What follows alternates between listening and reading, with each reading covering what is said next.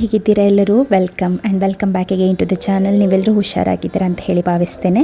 ನಾನು ಕೂಡ ಹುಷಾರಾಗಿದ್ದೇನೆ ಆಯಿತಾ. ಕಳೆದ ಬ್ಲಾಗ್ನಲ್ಲಿ ತುಂಬ ಜನ ನನಗೆ ಕಾಮೆಂಟ್ ಮಾಡಿ ನಿಮ್ಮ ಎಕ್ಸ್ಪೀರಿಯನ್ಸಸ್ ಬಗ್ಗೆ ಅಥವಾ ನೀವೇನು ನಾನು ಕೇಳಿದ ಕ್ವೆಶನ್ಸಿಗೆ ಚೆಂದ ಮಾಡಿ ರೆಸ್ಪಾಂಡ್ ಮಾಡಿದ್ದೀರಾ. Thank you so much. ನನಗೆ ಆ ರೀತಿಯಲ್ಲಿ ರೆಸ್ಪಾಂಡ್ ಮಾಡುವಾಗ ನನಗೆ ಇನ್ನೂ ಕೂಡ ಖುಷಿ ಆಗುವಂಥದ್ದು. ಹಾಗೆ ನಾನು ಇವತ್ತಿನ ವಿಡಿಯೋನ ಇವತ್ತೇ ಎಡಿಟ್ ಮಾಡಿ ಹಾಕ್ತಾ ಇದ್ದೇನೆ ಆಯಿತು. ಇದು ಇವತ್ತು ಮಾರ್ನಿಂಗಿನ ಒಂದು ಚಿಕ್ಕ ಪುಟ್ಟ ಗ್ಲಿಮ್ಸಸ್ಸನ್ನು ನಾನು ಶೂಟ್ ಮಾಡಿದ್ದಂಥದ್ದು. ಹಾಗೆ ಯಾರಾದರೂ ನನ್ನ ಇಷ್ಟವರೆಗೆ ಇನ್ಸ್ಟಾಗ್ರಾಮಲ್ಲಿ ಫಾಲೋ ಮಾಡಲಿಲ್ಲ ಆದರೆ ನಾನೀಗ ಇನ್ಸ್ಟಾಗ್ರಾಮಲ್ಲಿ ರೆಗ್ಯುಲರಾಗಿ ಹಾಕ್ತಾ ಇದ್ದೇನೆ. ಸೊ ಇನ್ಸ್ಟಾಗ್ರಾಮ್ ಕೂಡ ನಿಮಗೆ ID ಬೇಕಾದರೆ ಡಿಸ್ಕ್ರಿಪ್ಷನಲ್ಲಿ ಇರ್ತದೆ, ಅಲ್ಲಿ ಕೂಡ ನನ್ನನ್ನು ಫಾಲೋ ಮಾಡ್ಬೋದು. ಹಾಗೆ ವಾಟ್ಸಪ್ ಚಾನಲ್ ಇದು ಕೂಡ ಇದೆ, ಅಲ್ಲಿ ಕೂಡ ಸಪೋರ್ಟ್ ಮಾಡಿ ಆಯಿತಾ.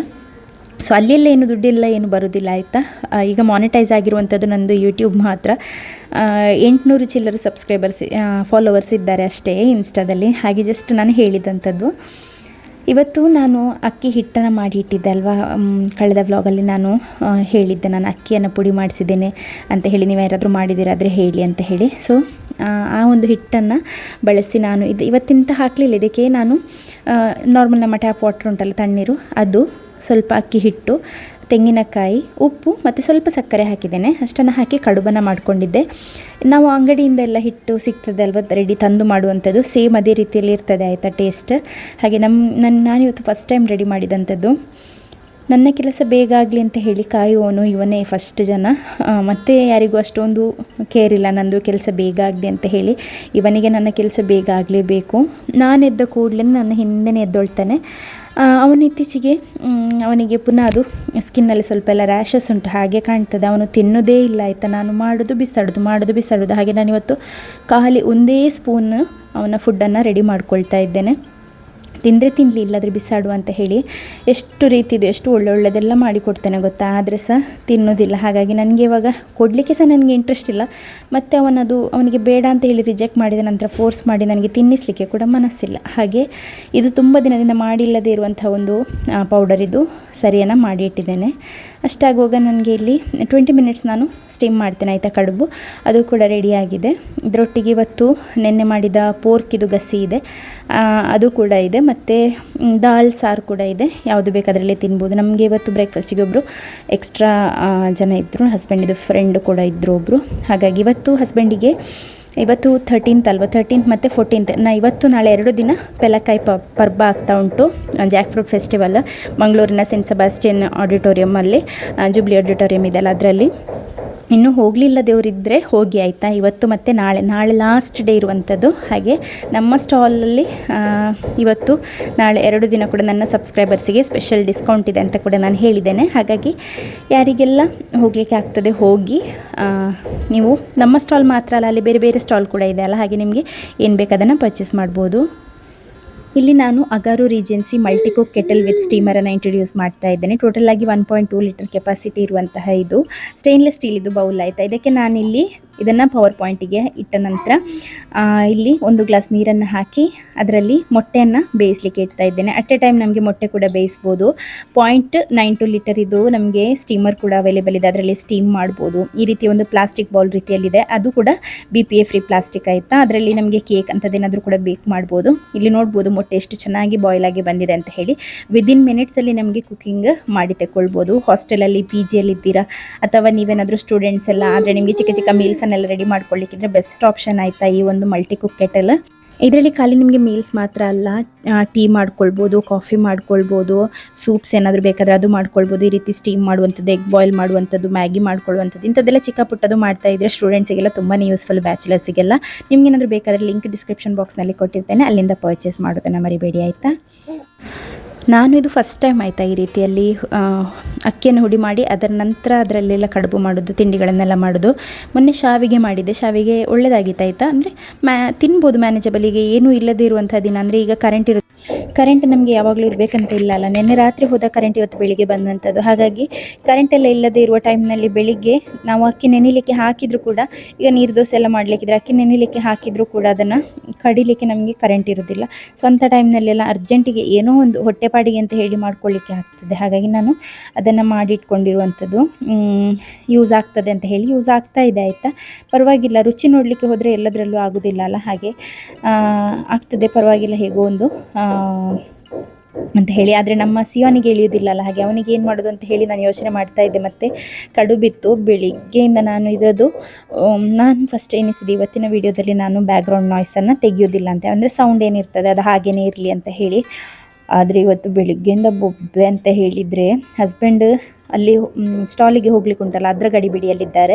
ಆ್ಯಕ್ಚುಲಿ ನಿನ್ನೆಯಿಂದ ಸ್ಟಾಲ್ ಇದ್ದಂಥದ್ದು, ಆದರೆ ನಾವು ಇವತ್ತು ಹಾಕ್ತಾ ಇರೋದು ಯಾಕೆಂದರೆ ನಿನ್ನೆ ನಮ್ಮ ಸೆಕ್ರೆಡ್ ಹಾರ್ಟ್ ಫೀಸ್ಟ್ ಇದ್ದಂಥದ್ದು. ಹಾಗೆ ನಿನ್ನೆ ರಾತ್ರಿ ಪೂಜೆ ಎಲ್ಲ ಇತ್ತು, ಹಾಗೆ ಚರ್ಚಲ್ಲಿ ಊಟ ಎಲ್ಲ ಇತ್ತು. ನಾನು ಹೋಗಿರಲಿಲ್ಲ ಆಯಿತಾ. ನಾನು ಮತ್ತು ಇಂಡಿಯಲ್ಲೂ ಹೋಗಿದ್ದ, ನಾನು ಸಿಯಾನ್ ಮತ್ತು ಮಗು ಮನೆಯಲ್ಲೇ ಇದ್ವಿ. ಮಗು ನನ್ನನ್ನು ಇಲ್ಲಿದ್ದೆ ಅಡಿ ಮೇಲೆ ಮಾಡಿಟ್ಟಿದ್ದಾನೆ. ಅವನು ತುಂಬ ಕೂಗ್ತಾ ಇದ್ದ ನಿನ್ನೆ. ಹಸ್ಬೆಂಡ್ ಅವರೆಲ್ಲ ಹೋಗಿ ಹಿಂದೆ ಬರುವಷ್ಟರಲ್ಲಿ ನಾನು ಸ್ನಾನಕ್ಕೆ ಹೋದಂಥ, ಅದು ಕೂಡ ಮಗುವನ್ನು ನಮ್ಮ ಇದುಂಟಲ್ಲ ಪ್ರ್ಯಾಮ್ ಉಂಟಲ್ಲ ಅದರಲ್ಲಿ ಇಟ್ಕೊಂಡೆ ಸ್ನಾನಕ್ಕೆ ಹೋದಂಥದ್ದು. ಹಾಗೆ ತುಂಬ ಕಷ್ಟ ಆಗಿದೆ ನಿನ್ನೆ. ನಾನು ಹೋಗಿರಲಿಲ್ಲ ಪೂಜೆಗೆ. ಸಿಯೋನಿಗೆ ಇವತ್ತು ಬೆಳಿಗ್ಗೆ ಎದ್ದೇಳುವಾಗಿಂದಾನೆ, ಇವತ್ತು ಶನಿವಾರ ಆದರೂ ಕೂಡ ಅವನಿಗೆ ಹೋಗಲಿಕ್ಕೆ ಸ್ವಲ್ಪ ಅನುಮನಸ್ಸಿಲ್ಲ ಆಯಿತು. ಎಂಥ ಬೊಬ್ಬೆ ಅಂತ ಇಲ್ಲ. ಹಸ್ಬೆಂಡ್ ಎತ್ತಿಕೊಂಡೇ ಹೊರಗೆ ಬಂದಂಥದ್ದು. ಹಾಗೆ ಇನ್ನೂ ಕೂಡ ಒಂದು ಬ್ರಷ್ ಆಗಲಿಲ್ಲ. ಬ್ರಷ್ ಎಲ್ಲ ಮಾಡಿದಾನೆ ಇಲ್ಲ ಅಂತ ನನಗೆ ನಿಜವಾಗ್ಲೂ ಹೇಳ್ಬೇಕಂದ್ರೆ ಗೊತ್ತೇ ಇರಲಿಲ್ಲ. ಅವನು ಬಸ್ ಬರಲಿಕ್ಕೆ ಸ್ವಲ್ಪ ಹೊತ್ತಿರುವಾಗ ಹೇಳಿದ್ದು, ನಾನು ಇವತ್ತು ಬ್ರಷೇ ಮಾಡಲಿಲ್ಲ ಅಂತ ಹೇಳಿ. ಅಂದರೆ ಕೂಗುವ ಫೋರ್ಸಲ್ಲಿ ಉಂಟಲ್ಲ, ನನಗೆ ಗೊತ್ತಿದ್ದಿದ್ದೆ ನಾನು ಮಾಡಿಸ್ತಾ ಇದ್ದೆ. ಹಸ್ಬೆಂಡ್ ಕೂಡ ಬಿಸಿ ಇದ್ರಲ್ಲ, ಹಾಗೆ ಅವನು ಬಂದು ಕೂಗ್ತಾ ಇದ್ದ, ಎಷ್ಟು ಕೂಗ್ತಾ ಇದ್ದ ಅಂತ ಹೇಳಿದರೆ ಒಂದೇ ಹೇಳುವಂಥದ್ದು, ನಾನು ಹೋಗೋದು. ಈ ವಿಡಿಯೋದಲ್ಲಿ ನಿಮಗೆ ಕಾಣ್ತಾ ಇರಲಿಲ್ಲ, ಆದರೆ ಆ ವಿಡಿಯೋದೇನಾದರೂ ಸೌಂಡು ಆನ್ ಮಾಡಿದರೆ ಅವನು ಬ್ರೆಡ್ಡನ್ನು ತಿಂತ ಕೂಗ್ತಾನೇ ಇದ್ದ ಆಯಿತಾ. ನನಗೆ ಹಸ್ಬೆಂಡ್ ನೆನ್ನೆನೇ ಹೇಳಿದರು ತೆಗೊಂಡೋಗ್ಲಿಕ್ಕಿರೋ ಐಟಮನ್ನೆಲ್ಲ ತೆಗೆದಿಡು ಅಂತ ಹೇಳಿ. ಆದರೆ ನನಗೆ ನಿನ್ನೆ ಒಂದೇ ಒಂದು ಕೆಲಸ ಮಾಡಲಿಕ್ಕೆ ಪುರ್ಸೋತಿರಲಿಲ್ಲ.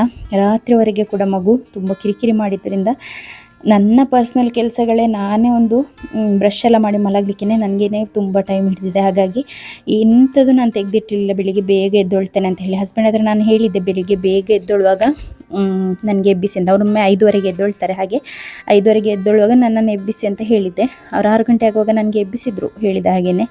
ಮತ್ತು ನನಗೆ ಆಯಿತು ಸ್ವಲ್ಪ ಹೊತ್ತು ಮಲಗು ಅಂತ. ರಾತ್ರಿ ಡೇಲನ್ನು ಮಲಗೋದೇ ಇಲ್ಲ ಆಯಿತಾ. ತುಂಬ ಕೂಗ್ತಾ ಇರ್ತಾನೆ, ಕಿರಿಕಿರಿ ಮಾಡ್ತಾನೆ. ಹಾಗೆ ಈಗ ಡೈಲಿ ಅದೇ ಆಗಿದೆ. ಒಂದು ಗಂಟೆ ಎಲ್ಲ ಆಗುವಾಗ ರಾತ್ರಿ ಅವನಿಗೆ ಕರೆಕ್ಟ್ ಆ ಟೈಮಿಗೆ ಎಚ್ಚರ ಆಗುವಂಥದ್ದು. ಸುಮ್ಮನೆ ಕೂಗೋದಾಯ್ತು, ಎಂಥ ಕಾರಣ ಇರೋದಿಲ್ಲ. ಈ ಮಕ್ಕಳೇ ಹೀಗೆ ಆಯಿತಾ. ನಾನು ಕೆಲವೊಮ್ಮೆ ಅಂದ್ಕೊಳ್ಳುವಂಥದ್ದು, ಇವರಿಗೇನು ನಾನು ಮಲಗೋದು ನೋಡುವಾಗ ಜಲಸಿ ಫೀಲ್ ಆಗುವಂಥದ್ದು ಕಾಣ್ತದೆ, ಹಾಗಾಗಿ ಮಾಡ್ತಾರೆ ಅಂತ ಹೇಳಿ. ಒಂದರ ನಂತರ ಒಂದು ಎದ್ದೊಳ್ತಾನೇ ಇರುವಂಥದ್ದು. ಹಾಗಾಗಿ ನಿದ್ದೆ ಕೂಡ ಕಂಪ್ಲೀಟ್ ಆಗೋದಿಲ್ಲ. ನಾನು ಏನೆಲ್ಲ ತಗೊಂಡು ಹೋಗ್ಲಿಕ್ಕಿದೆ ಅದನ್ನೆಲ್ಲ ಬಾಕ್ಸಲ್ಲಿ ಹಾಕಿ, ಇದು ಕ್ಯಾಶ್ಯೂ ಐಟಮ್ಸನ್ನೆಲ್ಲ ನೆನ್ನೆ ರಾತ್ರಿ ಗಾಡಿಯಲ್ಲಿ ಲೋಡ್ ಮಾಡ್ಕೊಂಡು ಬಂದಿದ್ದರು. ಬೆಳಿಗ್ಗೆ ನೋಡುವಾಗ ಬ್ಯಾಟ್ರಿ ಡೌನ್ ಆಗಿತ್ತು. ಹಾಗೆ ಹೇಗೋ ಮಾಡಿ ಗಾಡಿಯನ್ನೆಲ್ಲ ಸ್ವಲ್ಪ ಹಿಂದೆ ಮುಂದೆ ದೂಡಿದ ನಂತರ ಇವಾಗ ಸ್ಟಾರ್ಟ್ ಆಗಿದೆ ಆಯಿತಾ. ಈಗ ಬ್ಯಾಟ್ರಿದೊಂದು ಸ್ವಲ್ಪ ಪ್ರಾಬ್ಲಮ್, ಈಗ ಮಳೆ ಎಲ್ಲ ಉಂಟಲ್ಲ ಹಾಗೆ ಇರ್ಬೋದು. ಹಾಗೆ ಹಸ್ಬೆಂಡ್ ಇವಾಗ ಹೊರಡ್ತಾ ಇದ್ದಾರೆ. ಹೇಗೋ ಒಂದು ಅಂದರೆ ಮಾರ್ನಿಂಗ್ ಈ ಒಂದು ಹೆಕ್ಟಿಕ್ ಮಾರ್ನಿಂಗ್ ಮಕ್ಕಳೊಂದು ಶಾಲೆಗೆ ಹೋಗುವ ತನಕದ್ದು ಒಮ್ಮೆ ಆಗಿ ಹೋದರೆ ಮತ್ತೆ ಸ್ವಲ್ಪ ಫ್ರೀ ಅಂತ ಹೇಳಿ ಅನ್ನಿಸ್ತದೆ. ಇವನಿಗೆ ಕಷ್ಟದಲ್ಲಿ ಯೂನಿಫಾರ್ಮ್ ಹಾಕಿಸಿ, ಕಷ್ಟದಲ್ಲಿ ಚಪ್ಪಲೊಂದು ಹಾಕಿಸಿದ್ದು, ಆದರೆ ಕೂಡ ಬರೋದಿಲ್ಲ ಅಂತಲೇ ಈಗ ಕೂಡ ಕೂಗ್ತಾನೆ ಇದ್ದ. ನಾನೊಂದು ಮತ್ತೆ ಕ್ರೋಟನಿದು ಗಿಡ ಉಂಟಲ್ಲ ಅದನ್ನು ಕಟ್ ಮಾಡಿ ಇಟ್ಟದ್ದುಂಟು. ಅತ್ತೆ ಎಲ್ಲ ದೊಡ್ಡದಾದ ಕ್ರಾಟನ್ ಗಿಡ ಎಲ್ಲ ಕಟ್ ಮಾಡಿದೆ. ಅದರದ್ದೊಂದು ಚಂದದ ಸಪೂರ ಕೋಲನ್ನು ತಂದಿಟ್ಟಿದೆ. ಹಾಗೆ ಪೆಟ್ಟು ಬೀಳಲಿಲ್ಲ, ಆದರೆ ಕೋಲನ್ನು ತಂದಿಟ್ಟಿದೆ. ಚಂದ ಹೆದರಿಕೆ ಇರೋದು ಕೋಲದ ಅಂತ ಹೇಳಿದರೆ ಇವನಿಗೆ ಆಯಿತು. ಇವನಿಗೆ ಅಲ್ಲಿರುವಾಗ ಚಿಕ್ಕ ಇರುವಾಗ ಆಗಾಗ ಬೀಳ್ತಿತ್ತಲ್ಲ, ಹಾಗಾಗಿ ಇವನಿಗೆ ಸರಿ ಗೊತ್ತು ಏನು ಅಂತ ಹೇಳಿ. ಮಮ್ಮಿ ಎಷ್ಟು ಪ್ರೀತಿ ಮಾಡ್ತಾರೆ, ಮಮ್ಮಿ ಇದು ಯಾವ ರೀತಿ ಪೆಟ್ಟು ಬೀಳ್ತದೆ ಅಂತ ಹೇಳಿ. ಹಾಗಾಗಿ ಕೋಲು ಮನೆಗೆ ಬಂದರೆ ಮತ್ತೆ ಸ್ವಲ್ಪ ನೆಟ್ಟಗಾಗ್ತಾರೆ. ಹಾಗೆ ಕೋಲು ಬಂದ ಕೂಡಲೇ ಮತ್ತೆ ಸರಿಯಾದ ಅವನು. ಇವತ್ತೊಂದು 5 ಮಿನಿಟ್ಸ್ ಲೇಟ್ ಆಯಿತಾ ಬಸ್ ಬಂದದ್ದು. ಹಾಗೆ ನಾನು ಅವನಿಗೆ ಕೇಳ್ತಾ ಇದ್ದೆ, ನಿನಗೆ ಕ್ಯಾಂಡಿ ಏನಾದರೂ ಬೇಕಂತ ಹೇಳಿ. ಕೆಲವೊಂದು ದಿನ ನಾನು ಮತ್ತೆ ಕ್ಯಾಂಡಿ ತಂದಿಟ್ಟಿದ್ದೇನೆ ಡಿಮಾರ್ಟಲ್ಲಿ. ನೋಡಿ ಅದು ಎಷ್ಟು ಗೊತ್ತಾ, 36 ರುಪೀಸ್ ಆ ರೀತಿದೇನೋ ಉಂಟಲ್ಲ, 20 ಪೀಸಸ್ ಇದು ಕ್ಯಾಂಡಿದು ಚಿಕ್ಕ ಚಿಕ್ಕ ಪ್ಯಾಕೆಟ್ಸ್ ಇಟ್ಟಿರ್ತಾರೆ. ಅದರಲ್ಲಿ ಒಂದೊಂದು ಪ್ಯಾಕೆಟನ್ನು ನಾನು ತಂದಿಡುವಂಥದ್ದು. ಕೆಲವೊಮ್ಮೆ ನಮಗೆ ಕ್ರೇವಿಂಗ್ ಆಗ್ತದೆ ಅಲ್ವ, ಏನಾದರೂ ತಿನ್ನಬೇಕು ಸ್ವೀಟ್ ಅಂತ ಹೇಳಿ, ಆಗ ಒಂದನ್ನು ಬಾಯಿಗೆ ಹಾಕುವಂಥದ್ದು. ಹಾಗೆ ಅದನ್ನು ನಾನು ಓಪನ್ ಮಾಡಿ ಫ್ರಿಜ್ಜಲ್ಲಿ ಇಟ್ಟಿರ್ತೇನೆ. ಅದರಿಂದ ಒಂದು ಕ್ಯಾಂಡಿ ಕೊಟ್ಟರೆ ಕೆಲವೊಮ್ಮೆ ಕೂಗುದು ಅಲ್ಲಿಗೆ ಸ್ಟಾಪ್ ಆಗ್ತದೆ. ಅಲ್ಲಿಗೆ ಸ್ಟಾಪ್ ಆಗಿ ಸಮಾಧಾನದಿಂದ ಹೋಗ್ತಾನೆ. ಈಗ ಕೂಗಿದೆ ಅಂತ ಗೊತ್ತಾ, ನರ್ಸರಿ ಮಕ್ಕಳು ಸಹ ಕೂಗುದಿಲ್ಲ, LKG UKG ಸಹ ಕೂಗುದಿಲ್ಲ. ಇದು ಫಸ್ಟ್ ಸ್ಟ್ಯಾಂಡರ್ಡ್ ಆಯಿತಾ ಇವನು ಕೂಗುದು. ಹಾಗೆ ಅವನಿಗೆ ಅಂದರೆ ಎಂತ ಗೊತ್ತಾ, ಮನಸ್ಸು ಒಂದು 0.1% ಕೂಡ ಮನಸ್ಸಿಲ್ಲ. ಈ ಸ್ಕೂಲು ಬುಕ್ಕು ಬರೆಯೋದು ಅದರಲ್ಲಿ ಇಂಟ್ರೆಸ್ಟೇ ಇಲ್ಲ ಅವನಿಗೆ. ಹಾಗೆ ನೀನು ಇಲ್ಲಿ ಮನೆ ಹತ್ತಿರ ಒಂದು ಬಾವಿ ತೆಗೆ ಅಂತ ಹೇಳಿದರೆ ಅವನು ಕೂತ್ಕೊಂಡು ಬಾವಿ ಆದರೂ ತೆಗಿತಾನೆ, ಬಾವಿ ತೆಗೆದಾದರೂ ಕಂಪ್ಲೀಟ್ ಮಾಡ್ತಾನೆ ನೀರು ಸಿಗುವವರೆಗೆ. ಶಾಲೆಗೊಂದು ಹೋಗೋದಿಲ್ಲ ಅಂತ ಹೇಳೋದು. ನಿಮಗೆ ನಾನೊಂದು ಹೊಸ ಪ್ರಾಡಕ್ಟನ್ನು ಇಂಟ್ರೊಡ್ಯೂಸ್ ಮಾಡ್ತಾ ಇದ್ದೇನೆ. ವೈಟ್ ರೋಸ್ ಮಸಾಲಾಸ್ ಅವರ ಈ ಮಲ್ಟಿಗ್ರೇನ್ ಹೋಮ್ ಮೇಡ್ ಮಿಲೆಟ್ಸ್ ಇದು ಪೌಡರ್ ಆಯಿತಾ. ಇದರಲ್ಲಿ ಏನಂತ ಹೇಳಿದರೆ ಫಸ್ಟ್ ಆಫ್ ಆಲ್ ಇದು ಹೋಮ್ ಮೇಡ್ ಆಯಿತಾ. ಇದರಲ್ಲಿ ಒಂದು 40 ಟೈಪಿದ ಇಂಗ್ರೀಡಿಯೆಂಟ್ಸ್ ಇದೆ. Millets, cereals, pulses, seeds, nuts, dry fruits ಎಲ್ಲದರದ್ದು ಮಿಕ್ಸ್ ಇರುವಂತಹ ಒಂದು ಎನರ್ಜಿ ಡ್ರಿಂಕ್ ರೀತಿಯಲ್ಲಿ ನಿಮಗೆ ನಿಮ್ಮ ಇಮ್ಯುನಿಟಿ ಪವರಿಗಾಗಿರ್ಬೋದು, ನಿಮ್ಮ ಹೆಲ್ತ್ ಅಂದರೆ ಓವರ್ ಆಲ್ ಹೆಲ್ತಿಗಾಗಿರ್ಬೋದು, ಇದರಲ್ಲಿ ಎಲ್ಲ ರೀತಿಯಾದಂತಹ ಈ ಒಂದು ಮಿಲೆಟ್ಸಿಂದ ಹಿಡಿದು ಡ್ರೈ ಫ್ರೂಟ್ಸಿಂದ ಹಿಡಿದು ಎಲ್ಲದು ಇರೋದ್ರಿಂದ ನಿಮಗೆ ಇದು ಇಮ್ಯುನಿಟಿ ಪವರ್ ಬಿಲ್ಡ್ ಮಾಡಲಿಕ್ಕೆ ಮತ್ತು ಸ್ಟ್ರಾಂಗ್ ಬೋನ್ ಹೆಲ್ತಿಗೆ, ಗಟ್ ಹೆಲ್ತಿಗೆ ಪ್ರತಿಯೊಂದಕ್ಕೂ ಒಳ್ಳೆಯದಾಯಿತು. ಚಿಕ್ಕವರಿಂದ ಹಿಡಿದು ದೊಡ್ಡವರವರೆಗೆ ಕೂಡ ಒಂದು ಪ್ರಾಯದವರಿಗೆ ಕೂಡ ಯೂಸ್ ಮಾಡ್ಬೋದಾದಂತಹ ಒಂದು ಒಳ್ಳೆಯ ಡ್ರಿಂಕ್ ಮಿಕ್ಸ್ ಆಯಿತಾ. ಇದನ್ನು 1 ಲೋಟ ನೀರಿಗೆ ಒಂದು ಅರ್ಧ ಲೋಟದಷ್ಟು ಹಾಲನ್ನು ಮಿಕ್ಸ್ ಮಾಡಿಕೊಂಡು ಅದಕ್ಕೊಂದು 2 ಟೇಬಲ್ ಸ್ಪೂನ್ನಷ್ಟು ಈ ಪೌಡರನ್ನು ಹಾಕಿ ಗಂಟಿಲ್ಲದ ರೀತಿಯಲ್ಲಿ ಮೊದಲು ಕಲಿಸ್ಕೊಳ್ಬೇಕು. ಆನಂತರ ಗ್ಯಾಸನ್ನು ಆನ್ ಮಾಡಿ ಈ ರೀತಿಯಲ್ಲಿ ಕೈ ಬಿಡದೆ ಇದನ್ನು ಸ್ಟರ್ ಮಾಡ್ತಾನೆ ಇದ್ದು ಕುದಿಸಿ ತಗೊಂಡ್ರೆ ಈ ಒಂದು ಡ್ರಿಂಕ್ ಮಿಕ್ಸ್ ರೆಡಿ ಆಗ್ತದೆ. ಇದಕ್ಕೆ ನಿಮಗೆ ಬೇಕಾದರೆ ಸ್ವೀಟ್ ಆ್ಯಡ್ ಮಾಡಲಿಕ್ಕಿದ್ರೆ ಬೆಲ್ಲನ ಅಥವಾ ಸಕ್ಕರೆನ ಏನು ಬೇಕಾದರೂ ಆ್ಯಡ್ ಮಾಡ್ಕೊಳ್ಬೋದು. ನಿಮಗೆ ಬೇಕಾದ ಕನ್ಸಿಸ್ಟೆನ್ಸಲ್ಲಿ ನೀವು ರೆಡಿ ಮಾಡ್ಕೊಳ್ಬೋದು ಆಯಿತಾ. ಇದನ್ನು ನಾನು 1 ಲೋಟ ಮಾಡಿ ಮಾವನಿಗೆ ಕೊಡ್ತಾ ಇದ್ದೇನೆ. ಮಕ್ಕಳಿಗೆ ಕೂಡ ಇಷ್ಟ ಆಗ್ತದೆ ಆಯಿತಾ. ಇದರಲ್ಲಿ ಅಂದರೆ ವೆರೈಟಿ ಇರೋದ್ರಿಂದ ಟೇಸ್ಟ್ ಕೂಡ ಚೆನ್ನಾಗಾಗ್ತದೆ. ನಿಮಗೆ ಏನಾದರೂ ನಿಮ್ಮ ಮನೆಯಲ್ಲಿ ಕೂಡ 1.5 ವರ್ಷ 2 ವರ್ಷದ ಮಕ್ಕಳೆಲ್ಲ ಇದ್ದಾರೆ ಆದರೆ ನಿಮಗೆ ಒಂದು ಟೈಮ್ ಈ ರೀತಿಯ ಸರಿ ರೀತಿಯಲ್ಲಿ ಅಂದರೆ ಒಂದು ಮಧ್ಯಾಹ್ನಕ್ಕೆಲ್ಲ ನಿಮಗೆ ಈ ರೀತಿ ಸರಿ ಮಾಡಿ ಕೂಡ ಕೊಡಲಿಕ್ಕೆ ಆಗ್ತದೆ. ಇದೊಬ್ಬರು ತಾಯಿನೇ ಪ್ರಿಪೇರ್ ಮಾಡುವಂಥದ್ದು, ನಮ್ಮ ಊರಿನವರೇ, ಹಾಗಾಗಿ ಅಂದರೆ ನಮ್ಮ ಮಂಗಳೂರಿನವರೇ ಮಾಡುವಂಥದ್ದು. ಹಾಗಾಗಿ ಎಲ್ಲರೂ ಕೂಡ ನಿಮ್ಗೆ ಯಾರಿಗಾದರೂ ಪರ್ಚೇಸ್ ಮಾಡಲಿಕ್ಕಿದ್ರೆ ನಾನಿಲ್ಲಿ ನಂಬರನ್ನು ಮೆನ್ಷನ್ ಮಾಡಿರ್ತೇನೆ, ಅವರಿಗೆ ಕಾಲ್ ಮಾಡಿ ನೀವು ಆರ್ಡ್ರ್ ಮಾಡ್ಬೋದು. ಅವ್ರು ನಿಮಗೆ ಕಳಿಸಿ ಕೂಡ ಕೊಡ್ತಾರೆ ಆಯಿತಾ. ಹಾಗೆ ಅಂಥ ಒಂದು ಎಲ್ಲ ಜೆನ್ಯೂನ್ ಆಗಿ ಮಾಡುವಂಥ ತಾಯಂದರಿಗೆ ಸಪೋರ್ಟ್ ಮಾಡಿ ಆಯಿತಾ. ಯಾಕೆಂದರೆ ಅವರು ಕೂಡ ನೆಕ್ಸ್ಟ್ ಒಂದು ಆಂಟ್ರಪ್ರನರ್ ಆಗ್ಬೋದು. ಹಾಗಾಗಿ ಅವ್ರ ಹತ್ರ ನಿಮಗೆ ಆರ್ಡ್ರ್ ಮಾಡಲಿಕ್ಕಿದ್ರೆ ಮತ್ತು ಕೆಲವೊಮ್ಮೆ ಅವರು ಸ್ಟಾಲ್ಸಲ್ಲೆಲ್ಲ ಸ್ಟಾಲನ್ನು ಕೂಡ ಇಟ್ಕೊಂಡಿರ್ತಾರೆ ಆಯಿತಾ. ನೀವು ಫರ್ದರ್ ಇನ್ಫಾರ್ಮೇಷನಿಗೆ ಅವರಿಗೆ ಕಾಲ್ ಮಾಡಿ ಕೇಳಿದರೆ ಆಯಿತು. ನಾನು ಅವರ ನಂಬರನ್ನು ಸ್ಕ್ರೀನ್ ಮೇಲೆ ಮೆನ್ಷನ್ ಮಾಡಿರ್ತೇನೆ. ಇದು ಯಾವುದೇ ಪೇಯ್ಡ್ ಕೊಲಾಬ್ರೇಷನ್ ಅಲ್ಲ ಆಯಿತಾ. ಅವ್ರು ನನಗೆ ಪ್ರಾಡಕ್ಟ್ ಕಳಿಸಿದ್ರು, ಪ್ರಾಡಕ್ಟ್ ಜೆನ್ಯೂನ್ ಇತ್ತು, ಹಾಗಾಗಿ ಚೆನ್ನಾಗಿದ್ದರಿಂದ ಶೇರ್ ಮಾಡ್ತಾ ಇದ್ದೇನೆ. ಅವರಿಗೆ ಕೂಡ ಸಪೋರ್ಟ್ ಮಾಡಿ.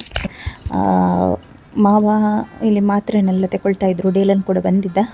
ಅವನು ಬಂದು ಕಿರಿಕಿರಿ ಮಾಡುವಾಗ ಒಂದೊಂದು ಮಾತ್ರೆ 2 ಸಲ ತಗೊಳ್ಳುವಂಥದ್ದು ಕೂಡ ಇದೆ. ಆ ರೀತಿಯಲ್ಲಿ ಅವರು ಎಲ್ಲ ಬಾಕ್ಸಲ್ಲಿ ಹಾಕಿಟ್ಟು ತುಂಬ ದಿನ ಆ ರೀತಿಯಲ್ಲಿ ಆಗಿದೆ. ಹಾಗಾಗಿ ನಾನು ಬಂದು ಅವರಿಗೆ ಅದು ಮತ್ತು ಇನ್ಹೇಲರಲ್ಲಿ ಅವರು ಅಂದರೆ ಅವರಿಗೆ ಸ್ವಲ್ಪ ದಮ್ಮು ಕಟ್ಟಿದಾಗೆ ಆಗುವಂಥದ್ದು. ಹಾಗೆ ಅವರಿಗೆ ಇನ್ಹೇಲರ್ ಇದೆ. ಇನ್ಹೇಲರಲ್ಲಿ ಕೆಲವೊಮ್ಮೆ ಮಾತ್ರೆ ಹಾಕಿದ್ದು ಕರೆಕ್ಟಾಗಿ ಓಪನ್ ಆಗೋದಿಲ್ಲ. ಹಾಗಾಗಿ ನಾನು ಅದನ್ನೆಲ್ಲ ಸ್ವಲ್ಪ ಇದು ಮಾಡಿ ಕೊಡ್ತಾ ಇದ್ದೆ. ಪ್ರಾಯ ಆದ ನಂತರ ಮಕ್ಕಳ ಹಾಗೆ ಅಂತ ಹೇಳ್ತಾರಲ್ಲ, ಹಾಗೆ ಅವರಿಗೆ ಅದು ಬಂದಿದೆ ಇಲ್ಲ ಅಂತ ಕೂಡ ಗೊತ್ತಾಗೋದಿಲ್ಲ ಕೆಲವೊಮ್ಮೆ. ಹಾಗೆಯೇ ಇದ್ದ ಮಾತ್ರೆನೇ ಅವರು ಬಿಸಾಡಿ ಬಿಡ್ತಾರೆ. ಹಾಗೆ ಅಂದರೆ ಪ್ರಾಯದವರಿಗೆ ಮೂಡ್ ಸ್ವಿಂಗ್ಸ್ ಕೂಡ ಜಾಸ್ತಿ ಮತ್ತು ಇಂಥ ನೆನಪು ಕೂಡ ಉಳಿಯೋದಿಲ್ಲ, ಆ ರೀತಿಯಲ್ಲೆಲ್ಲ ಇರ್ತದಲ್ಲ. ಹಾಗಾಗಿ ಸ್ವಲ್ಪ ಮಾನಿಟರ್ ಮಾಡ್ತಾ ಇರಬೇಕು. ಮನೇಲಿರುವವರು ನಾವು ಸರಿ ಇರ್ತೇವಲ್ಲ, ಹಾಗೆ ನಾವು ಮಾನಿಟರ್ ಮಾಡ್ತಾ ಇರಬೇಕು. ಅವ್ರು ಏನೇ ಹೇಳಲಿ ಏನೇ ಮಾಡಲಿ ಮತ್ತು ಅವರಿಗೆ ಅದು ನೆಕ್ಸ್ಟ್ ಇನ್ನೊಂದು ಗಳಿಗೆಗೆ ನೆನಪಿರೋದಿಲ್ಲ. ಸೊ ಆ ರೀತಿಯಲ್ಲಿ ಇರುವಾಗ ಅವರಿಗಂತೂ ಗೊತ್ತಾಗೋದಿಲ್ಲ. ನಾವು ಗೊತ್ತಾಗೋರಿರುವಾಗ ನಾವಾದರೂ ಮಾಡಬೇಕು. ಹಾಗಾಗಿ ಆ ರೀತಿಯಲ್ಲಿ ಕೆಲವೊಂದನ್ನೆಲ್ಲ ಮಾನಿಟರ್ ಮಾಡಬೇಕಾಯ್ತು. ನಿಮ್ಮ ಮನೇಲಿ ಕೂಡ ಪ್ರಾಯದವರು ಇದ್ದಾರೆ ಆದರೆ ಮಾತ್ರೆ ಎಲ್ಲ ತಗೊಳ್ಳುವಾಗ ಜಾಗ್ರತೆ ಮಾಡಬೇಕು. ಯಾಕೆಂದರೆ ಒಮ್ಮೊಮ್ಮೆ 2 ಸಲ ಮಾತ್ರೆ ಎಲ್ಲ ತಗೊಂಡ್ಬಿಡ್ತಾರೆ. ನಾನಿಲ್ಲಿ ನನಗೆ ಮರ್ತೋಗುವಂಥದ್ದು, ನಾನು ಅವರಿಗೆ ಹೇಳ್ತೇನೆ ನನಗೇ ಮರ್ತೋಗೋದು ಡೈಲಿ ಕ್ಯಾಲ್ಶಿಯಂ ಟ್ಯಾಬ್ಲೆಟ್ ಇವತ್ತು ತಗೊಂಡಿದ್ದೇನೆ ಇಲ್ಲ ಅಂತ ಹೇಳಿ. ಹಾಗೆ ಇದು ಟ್ಯಾಬ್ಲೆಟ್ ಆರ್ಗನೈಸರ್ ಒಂದು ಹಸ್ಬೆಂಡ್ ನನಗೆ ಕೊಟ್ಟಂಥದ್ದು. ಇದರಲ್ಲಿ ನಾನು 1 ವಾರಕ್ಕಾಗುವಷ್ಟು ಟ್ಯಾಬ್ಲೆಟನ್ನು ಹಾಕಿಟ್ಟಿದ್ದೆ. ನಾನು ತಗೊಳ್ಳುವಂಥದ್ದು ಬೆಳಿಗ್ಗೆ ಕ್ಯಾಲ್ಶಿಯಂ ಇದು, ನೈಟ್ ಅಯನ್ ಇದಾಯಿತಾ. ಅದೆರಡನ್ನು ಒಟ್ಟಿಗೆ ಇದರಲ್ಲಿ ಓಪನ್ ಮಾಡಿ ಹಾಕಿಟ್ಟಿದ್ದೇನೆ. ಹಾಗಾಗಿ ನನಗೆ ಕರೆಕ್ಟ್ ಗೊತ್ತಾಗ್ತದೆ ಡೇ ವೈಸ್. ಮತ್ತು ಅದರಲ್ಲಿ ಬೇರೆ ಬೇರೆ ಬ್ಲಾಕ್ಸ್ ಇರೋದ್ರಿಂದ ಮಾರ್ನಿಂಗ್, ಈವ್ನಿಂಗ್, ನೈಟ್, ನೂನ್ ಆ ರೀತಿಯಲ್ಲಿ ಬೇರೆ ಬೇರೆ ಇದಿದೆ. ಹಾಗಾಗಿ ಯೂಸ್ಫುಲ್ ಇದೆ ಇದು ತುಂಬಾ. ಇವತ್ತಿನ ವ್ಲಾಗ್ ಇಷ್ಟ ಆದರೆ ಲೈಕ್ ಮಾಡೋದನ್ನು, ಶೇರ್ ಮಾಡೋದನ್ನು, ಹಾಗೂ ಏನಾದರೂ ಒಂದು ಕಾಮೆಂಟ್ ಮಾಡೋದನ್ನು ಮರಿಬೇಡಿ. Thank you so much for watching. Bye.